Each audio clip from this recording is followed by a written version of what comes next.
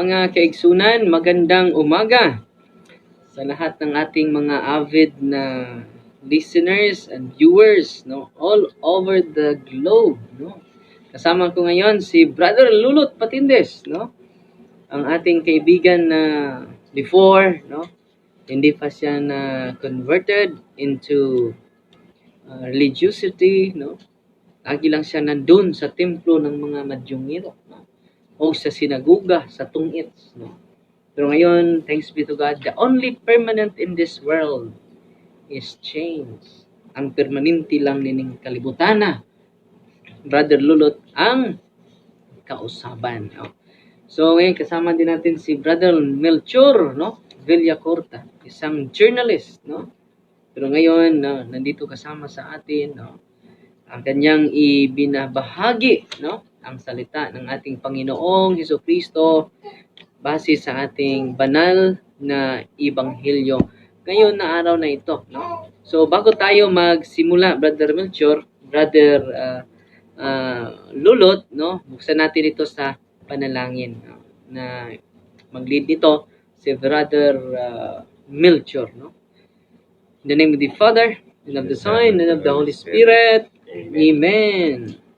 Lord Jesus Christ, Son of the Father, the living God who came down to earth just for the sake of the sin of humankind, thank you for giving us the wonderful day today and for the days ahead. Oftentimes, we have been blind because of our sinful acts in our life. Please forgive those people who have sins and also us who sins against our enemies. And Lord, thank you also for all the graces, blessings, and receive that you give to us. Bless the people who are in danger. Bless those people who are in sorrow and give them comfort so that they can recover. And they can also acknowledge the true and one God. Thank you for everything you gave us. And thank you for supporting us, and always, Lord, guide us in all our journey, in our lives, and for everything you had given unto us. This we ask through Christ, our Lord Jesus Christ, your only begotten Son. Amen. Amen. Our Father, who art in heaven, holy be your name. Your kingdom come, your will be done on earth as it is in heaven. Give us this day our daily bread, and forgive us our sins, as we forgive those who sin against us.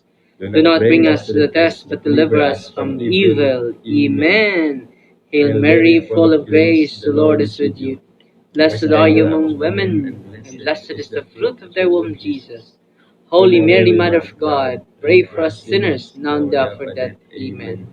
Glory to the Father, to the Son, and to the Holy Spirit, as it was in the beginning, is now, and will be forever. Amen.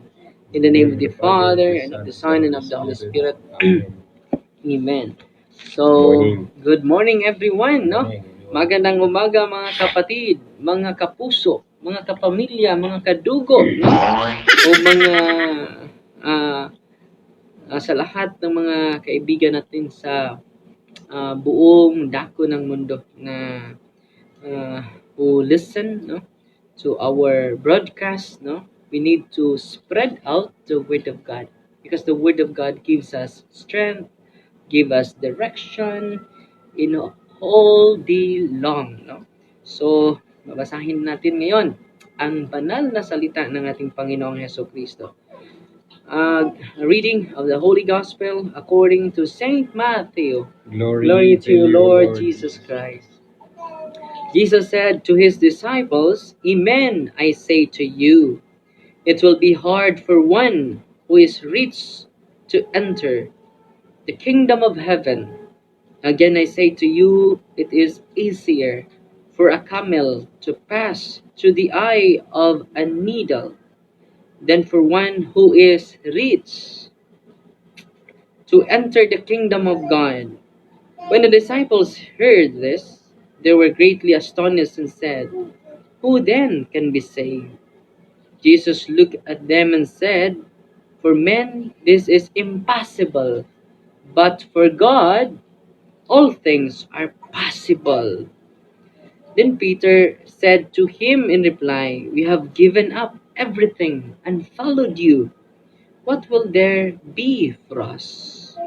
Jesus said to them, Amen, I say to you, that you who have followed me in the new age, when the Son of Man is seated on his throne of glory, will yourselves sit on 12 thrones, judging the 12 tribes of Israel.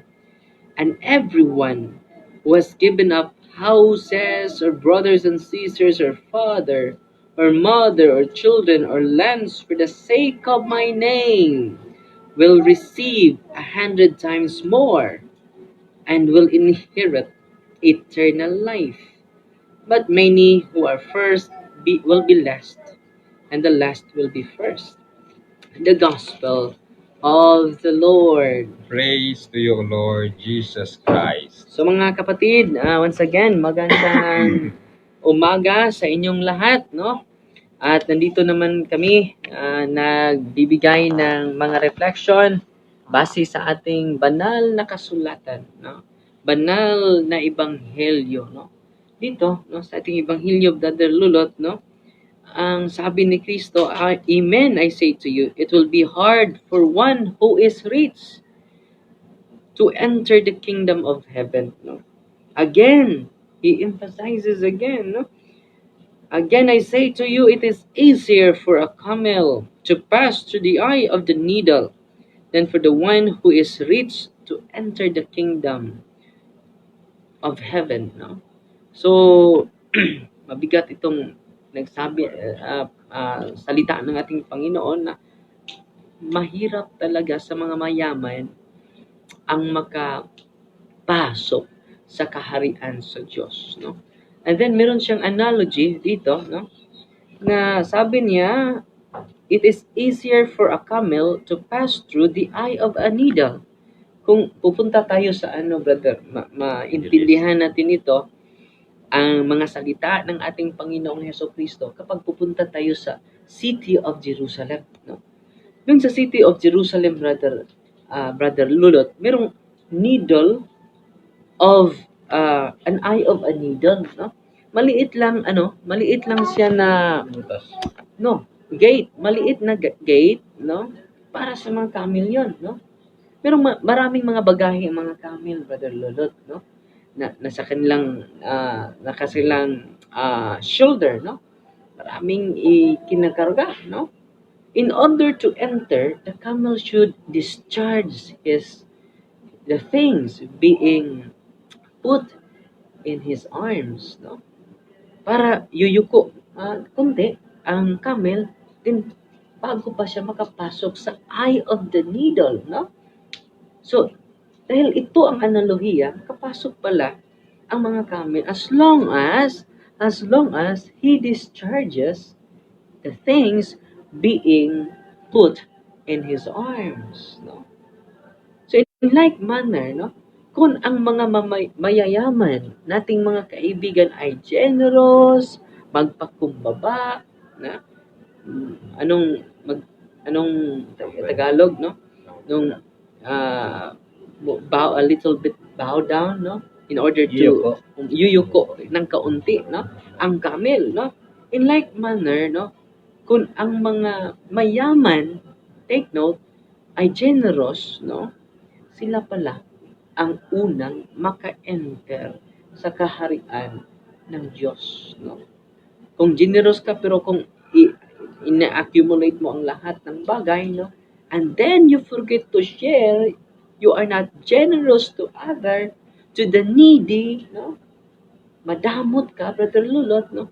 You will not be saved because, what is the reason? What is the theological reason behind? Because, sapagkat, hindi mo na na-possess ang mga bagay. Ang bagay na ang nag-possess sa iyo. Sa Tagalog pa, hindi na ikaw ang may-ari sa mga bagay na na-possess mo, kundi ang mga bagay na ang nag-possess sa'yo, no? For example, Brother Lulot, no? Meron kang bagong kutsi, no? And then pumunta ka sa bukid na lugar, no? And then merong mga taong magpapara ng sa'yo dahil gusto nilang sumakay, no? Pero hindi ka magpasakay dahil ma-dirty ang iyong sahig ng iyong sasakyan, no? So, now, ang importante sa iyo ang iyong possession. No longer the person, but the possession. Ngayon, encourage tayo ng ating Panginoon. It is not, hindi tayo talaga makapasok sa kaharian ng Diyos kapag hindi tayo mag-share sa mga blessings na nasa atin. Gusto ng ating Panginoong Hesukristo na ang ating mga kayamanan, ang ating mga treasure, bakit natanggap yan natin? We receive blessing in order to become a blessing for others. No? Pero kung ikaw ay mayaman, no, na very accumulative sa mga treasure, sa earthly treasure, no, wala talaga tayong lugar sa kingdom of God. Pero kung ikaw ay mayaman at lagi kang nagsishare sa mga tao na mga needy, lalo-lalo na mga the least fortunate brothers na nasa paligid natin, no? Yan ang unang rason bakit ka makapasok, no, sa kingdom of God, no? Kung naalala natin, Brother Lulot, merong nagdo-donate sa Temple of God, no? And then merong isang tao nag-donate, malaki, no? And then merong isang widow, Brother Lulot, na kahit anong liit na sa kanyang nasa kanya, no? Binigay pa rin niya, no? Ang lahat sa kanya, no? At sabi ni Kristo sa mga apostoles niya, no, sino ba ang naka-please ng aking Ama? Yung malaki ang binigay sa templo o yung maliit pero kahit maliit na ibinigay pa rin niya, no? Kahit yun na lang ang natira sa kanya. No? Sino ba ang nagkapagbigay ng kaligayahan ng aking Ama? Yung kabos, yung pulubi, no? Yung isang widow, no? Kasi binigay niya dulo, puso yung binigay yung kaunting pera. Hindi extra no? Sa atin, kung magbigay tayo, ang tendency natin yung extra, no? Yung sobra, no? So according to Mother Teresa, give until it hurts. And when you give. When it hurts, give the more, no? So, itong ating ebanghelyo, mga kapatid, hindi ito nagkondena sa mga mayayaman, no? Kundi, nag-encourage ito. Kapag hindi tayo mag-discharge sa mga maraming bagay, like the camel, he could not enter to the eye of the needle. It is the entrance. That's the only entrance for the camel in order to enter to the city of Jerusalem. No? Para siya makapasok sa syudad sa Jerusalem. In like manner, the analogy of Christ is very wonderful. You could not enter the city of God, the city of heaven, the new city of Jerusalem, if you, like the camel, you never discharge the things that put in our hearts. We need to let go sometimes. Not just sometimes, oftentimes. Sa mga bagay na ating inaangkin, no? So very wonderful, very inspiring ang ating banal na kasulatan ngayon. Ang ating ebanghelyo, Brother Lulot, no? So ating let us listen to the reflection of Brother Lulot. Pakinggan natin, no? Brother Lulot, meron kang magandang ibahagi sa ating mga kapatid, no? As long as, no, Tagalogin mo, Brother Lulot. Bahala nang ano tayo, Mag-Taglish ka. magrarambol ang ating lingwahe. As Ano long, sa lahat, ah, ah, magandang araw sa iyong magandang araw, Brother listener, Lulot. no? O sa mga followers natin. Yes. Itong sinasabi ni Padre, no? Nakarelate ako sa humili ng aming obispo dito sa Bohol na sinabi niya yung mga taong sanay na sa Kahirapan. sanay bang Sanay sa kahirapan. paghakop sa tanang Sanay sa mga pag-aari, hayakay, no? pag-aari, Accumulation. accumulation sa tanang lahat ng Mga bagay treasure. at mga pera. Yung mga tao yan ay nabibigatan sa kanila kasi labi na katong mga tao nga greedy. Greedy yung mga mahilig sa yung mga bagay na gusto niya angkinin pero hindi nila ibibigay sa iba. So nabibigatan sila. Mao kana magsunan nga marami silang kasalanan kasi hindi siya nagbigay. Loaded na sila eh. Pero kung yung taong Mahilig matulungin, mahilig magbigay ng sa very iba, generous. very generous, yung yung nadawat nila, no? Ibibigay rin sa iba, hindi siya nabigatan kasi wala naman siyang bagay na mabigat sa kanyang mga posisyon. Dahil kapag you are accumulating more things, Yeah. lagi kang ang iyong possession Yung possession. gano'n, no? Binigay mo sa iba. And then hindi din ikaw maka-receive ng blessing ng Panginoon dahil close ang kamay mo eh. No? Kung ikaw ay magbigay, open ang kamay mo, no? Yun ang Open din sa blessing sa Panginoon. The more you give, the more we receive. Yes. Yan Ang ba ganda talaga, no? Ng reflection mo, Brother Lulot. No? Very nice. And then, I will add also, Brother Lulot, kung pupunta tayo sa Holy Land, Brother Lulot, no? Pupunta tayo in the future kapag manalo tayo ng luto, no? So, hindi naman tayo nagtataya ng luto. Paano tayo manalo? So, mga kapatid, doon sa River of Jordan, ang tubig galing sa River of Jordan ay papasok yon sa Dead Sea. No? Ang Dead Sea, wala nang labasan. He accumulated all the waters from Jordan, from Sea of Galilee. And look at the River of Jordan, Brother Lulot and Brother Melchor. Full of life. Full of a lot of fishes. No? A lot different kind of fish. No? Nga natitira doon.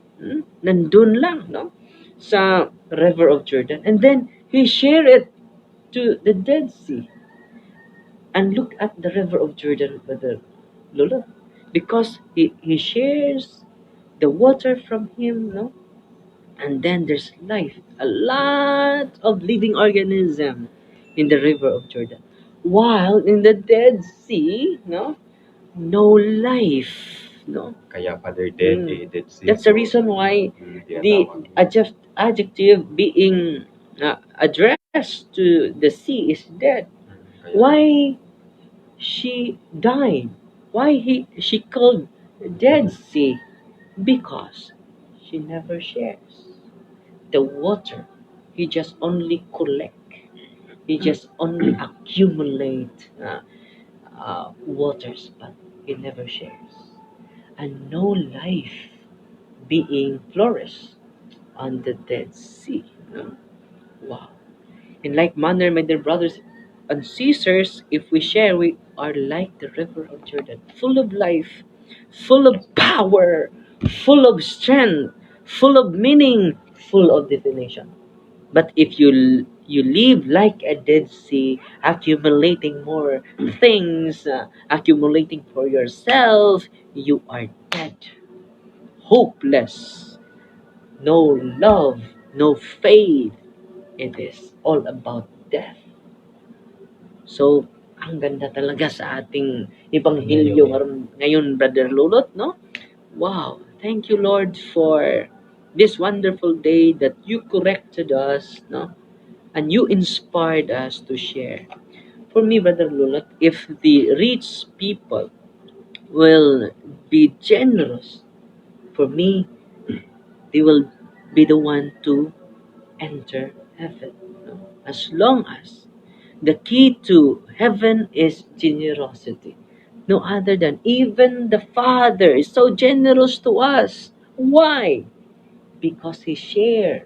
He sent His only brother Lolo, begotten Son for the sake of our salvation. So we need to imitate God with His generosity. No? And then let us listen to Brother Milcher's reflection. Okay, magandang umaga mga kapatid, mga kababayan, at magandang gabi sa mga nanonood natin dyan sa labas at saan sulok ng mundo kung ano ang kuan nyo doon, morning ba or night ba. So importante nagkasinabot, nagkaintindihan tayo. Nagkasabot-sabot tayo. No? For that, Father Bro Lulot, so my partner in Christ, not in crime. Okay, by the way, so our gospel for today, so continuation lang siya, Father, at Tomorrow. Brother Lulot. Yesterday, so just a continuation lang ito from the binasa ni Father Darwin, no, from 19 verse 23 to 30, but ang ating Panginoon ay nag-continue sa kaniyang sinasabi sa paano ba talaga ang mga rich man at the young man. So may analogy ating Panginoong Yesu Kristo, no, may parables na sinasabing even if a camel can enters into a small needle, no, sinasabi na yun ni Father Darwin na dahil loading at very heavy yung kinakarga ng camel doon sa likod niya, pero posible pa rin siya, no, nakapasok pa rin siya sa kaniyang ginadaanan o sa kanyang butas, no. Ganyan din ang kingdom of heaven, mga kapatid. So kahapon I told yesterday about the rich man asked Jesus, no, in continuation today's gospel reading, that yung mayayaman na nagsasabi nga paano ba ako maka-enter ng kingdom of heaven. Sinasabi natin Panginoon nga yung kayamanan mo ipamahagi mo sa iba, din kasi ginagawa na niya yung mga commandments sa ating Panginoon, pero may isa kulang. So sabi nga, yung mga yung wealth mo ibibigay mo sa yung kapwa-tao, ganyan makapasok sa kingdom of heaven. Pero Father, ask lang ko, Father, is money the root of evil? So majority of us magsasabi na money talaga is the root of evil, no, para sa akin hindi, no. The answer for that is it depends, or what was that value you can give to that money. May isang mayaman talaga na napakayaman, nandiyan na sa kanya yung lahat ng kaniyang mga ari-arian, mga kahit lahat nandun niya, pero sa isang iglap hindi niya natatanggap yung isang biyaya sa kanya na nagsasabi hindi talaga makapagligtas ang kung marami kang pera. Look what happened to that rich young man. Nasakit, na siya din, kahit lahat ng gastos niya, ilang milyon ang kanyang ginagastos sa kaniyang sarili at sa kanyang buhay, hindi pa rin nahil yung kaniyang kalagayan. Ilan ang nauubos niya ng pera sa kanyang sarili, alo sa bangko, hindi pa rin naubos, pero may isang hindi na heal ang kaniyang sarili. So hindi talaga makatabang na to ang hindi makatabang, maka-help natin yung money, pero hindi maka-prevent sa reality of death, no. Sinasabi ko kahapon na hindi mo talaga madala ma-bring yung mga kayamanan mo sa itaas. So kapag nandito ka pa sa mundo, ipamahagi mo na lang yung, lalo na yung sa mga kapatid natin na sobra-sobra nung kanilang blessings, magbigay naman kayo kahit konti lang. There was nakalimutan ko, I forgot what so to akong kuan. Tayong mga Katoliko pala, no, pag nag-o-offer tayo sa collection, walang limit, no? Kahit ilan, basta you give it heartily sa ating offer sa simbahan kapag sumisimba tayo. Pero yung iba, with all your due respect, no, sa mga kuan natin, bakit may limit? So sa atin Katoliko, walang limit tayo magbibigay ng donation.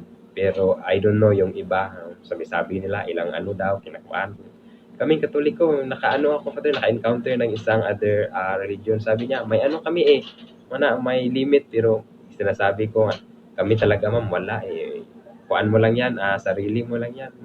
Basta hindi ka magmumurmur na magbigay sa iyong kapwa-tao kasi ano yan mura daw pangit na siya nga magsalita nga konti lang to hindi. Kahit konti lang binigay mo sa yung kapwa-tao, happy na yan si God sa ginagawa mong pamimigay sa iyong sarili. At saka sa lahat ng mga enemies mo, no, i-comfort mo. So yung gospel natin today, mahirap talaga yung sasabihin natin nga money, paano ako magbibigay diyan, konti lang ko dito. Hindi naman gipugos bitaw Father sa ating sarili. Basta yung blessings mo lang, sabi na iba, share your blessings, okay. Kahit konti lang, may iba magbigay halos mutubo na yan, no. Halos hindi mo lang ma-explain nga bakit nadugangan yung blessings ko dito na may iba namang Father may ibang mayaman nga active yun sila sa simbahan, magbibigay talaga sila, mag-pledge pa nga ako lang ang kuan yan, murabag mo ang kin Father. Hindi talaga natin ma-explain yung mga ganung mga bagay, mga kapatid. Yun lang siguro Father, no, as a continuation of it. By the way, ngayong araw pala i-celebrate natin yung fiesta ni Saint Pius X, no? Isa po siyang Santo Papa na nagse-celebrate ng sa ating Universal Church ngayong araw na to, fiesta ni Saint Pius X. Ngayon din, Brother Melchor, no, 21 sa ating bansa. Catechist Day, sa mga Catechist Day katekista pala natin so, ngayon. i-greet natin sila, yung ating mga nanay, mga pasalamatan natin ang mga mga katekista, no, na nagtuturo sa mga kabataan sa ating mga eskwelahan, no. So we are so blessed because of them, no. So pasalamat tayo dahil kung wala sila, walang magtuturo sa mga kabataan sa magandang asal, no, spiritual sa na mga kanilang spiritual na mga dimension, no, sa ating buhay, no. So ngayon, mga kaibigan, no, na mga kapatid na nakikinig ngayon, no, mayroon wonderful promise ang ating Panginoon sa last portion sa Ebanghelyo, Brother Lulot, no, and nasaan Brother Lulot, no, may emergency. yung emergency call, no. O sabi ni Pedro, we have given up everything and followed you. What will be there for us? Ano bang matanggap namin sa mapapala namin sa aming pagsunod sa iyo, no?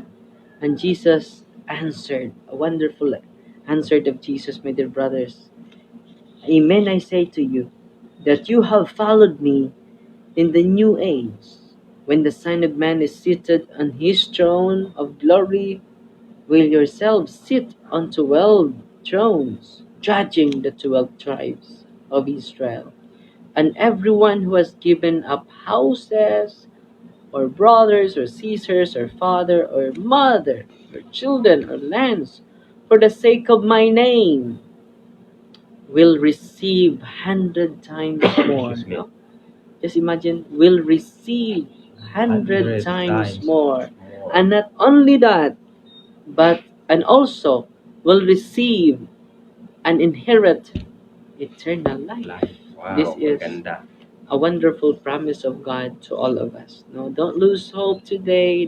Focus on His words and focus on His promise, because once He promised, He really fulfilled it. in His own time, in His own way, in His own perfect time, no? So, my dear brothers and sisters, wala na tayong oras, no? Maraming salamat, no, sa inyong pakikinig. I hope and we hope na meron kayong natutunan sa araw na ito, no? Hanggat makakaya, no? Kinakaya namin na magsalita ng in English at Tagalog, no? Kahit hindi kami masyadong marunong nito, no? Dahil kunti lang, no? So, dahil no, maraming nagre-request sa atin baka no na siya kayo, no, bakit kayo ng Tagalog diyan, Father? Bisaya kayo, no, bakit nag-English? Because of many people who ask about the dialect Tagalog and buwan ng wika din ngayon, no, and to speak in English so that they could understand well, no, our reflection, the wonderful words of God being evangelized, being proclaimed today, no? So, ating babasahin ang some of the greetings and messages, no? Na ating, pasensya na kayo, hindi namin mabasa lahat, no? So, nakikinig at nag-review natin si Kim Park Gion, no? Mincock, no? Ano ba yung pangalan mo, sister, no? O si Joseph Ayong. Good morning, Rev, no? Good morning sa Joseph. O si Mercy Alcala Estudillo is watching. O si Don Quaton, no? O si September Diray. September yung apelido, no? Father Darwin, good morning. O si Marjo Rejuan Pihano Corel is watching. O ang inchik na tong higala. Good morning, Father. Companions, no? Shumoy Tiburcio, mayong buntag ninyong tanan diha, Father, no? O si Ayat Estrimos or Nopia. Good morning.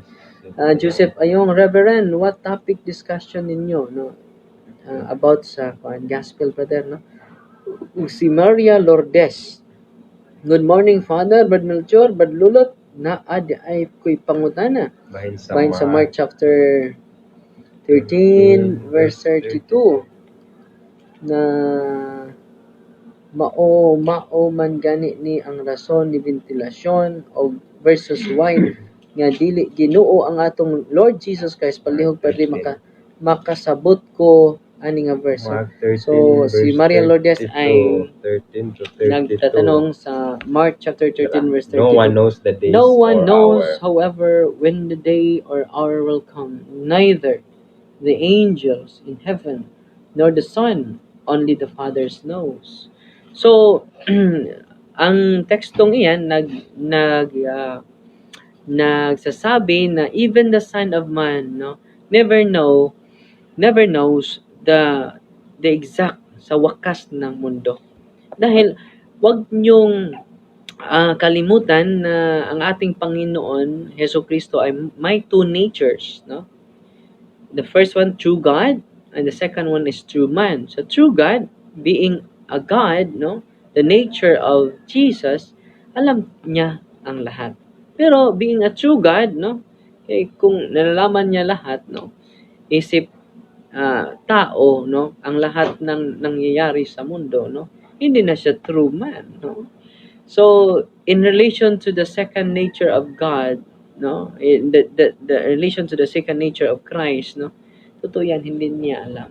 Pero sa pagka-Diyos niya, alam niya, no, dahil ang ating Panginoong Hesukristo ay Diyos din.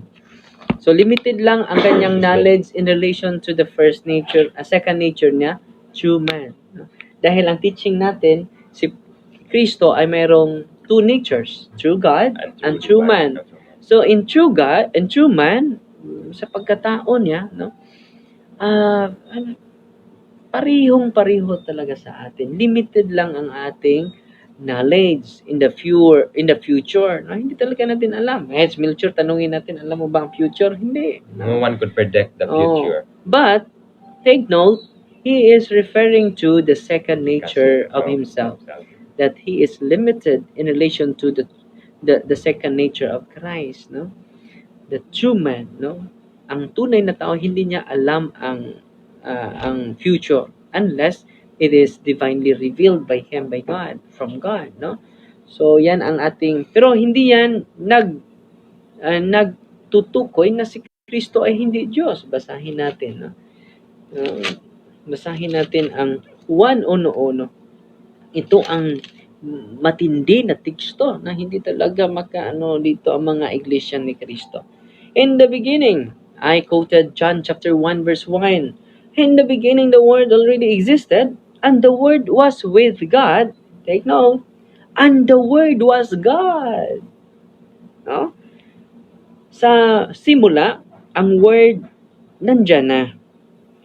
Ang Word, ang pulong, ang salita ay kasama ng Diyos.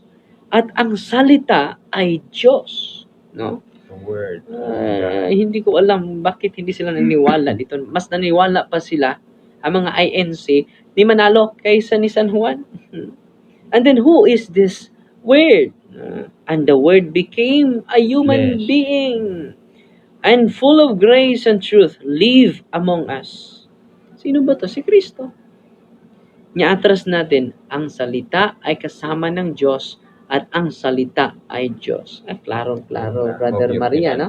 O si Ethel Sinabri Tanduyan is watching, no? So wala na talaga tayong oras, brother, no? Marami tayong mga kaibigan na Si nag-read. Atinonet, Alate. Madrian Si Bolo, for the Atinonet. greater glory of God, no?